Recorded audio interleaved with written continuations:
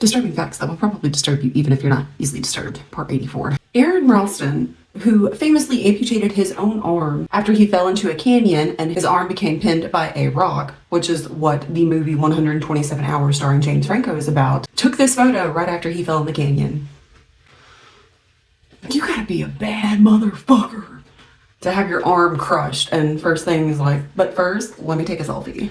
This is a Sandy Hook Back to School Essentials PSA. We're studying. These new sneakers are just what I needed for the new year. This jacket is a real must-have. My parents got me the skateboard I wanted. It's pretty cool. These scissors really come in handy in art class. These colored pencils, too. These new socks, they can be a real lifesaver.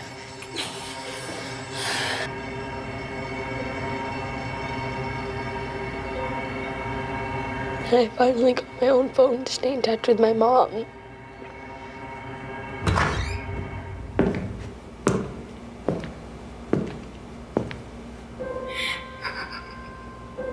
Stuff like that is why every day I thank the Lord that I do not have children. This is a picture of Colombian soldiers giving a final salute as they drop to their death.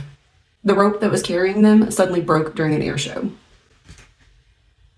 This is Nebraska resident Audra Thomas posing for a photo as a tornado barrels toward her farm in 1989. It was a simpler time back then. This was a good form of entertainment. This is a photo of a construction crane that crashed into a building during Hurricane Milton.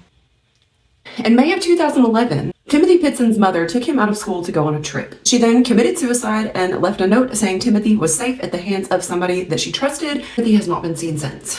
After John Dillinger was shot by the FBI in 1934, bystanders rushed to the theater where he was killed to soak their handkerchiefs in his blood, while thousands mobbed Chicago's morgue to have their pictures taken with the corpse of the infamous bank robber. Again, it was a simpler time. A man in Bexar County, Texas, which is a little bit too close to home for me, has been found not guilty for starving his 4-year-old son to death.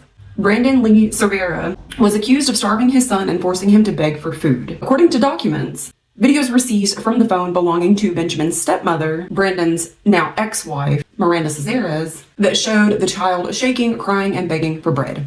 Another video showed him being forced to eat breadcrumbs off the floor. Brandon was found guilty of injury to a child, and the stepmother Miranda was found guilty of manslaughter and sentenced to 25 years in prison. But stepmother? I read several articles on it. Brandon talks about how, oh, my now ex-wife, like it wasn't me, it was her that was doing it. You were the one letting her do it, and it wasn't even her damn kid. You need to be in prison for 25 years right beside her.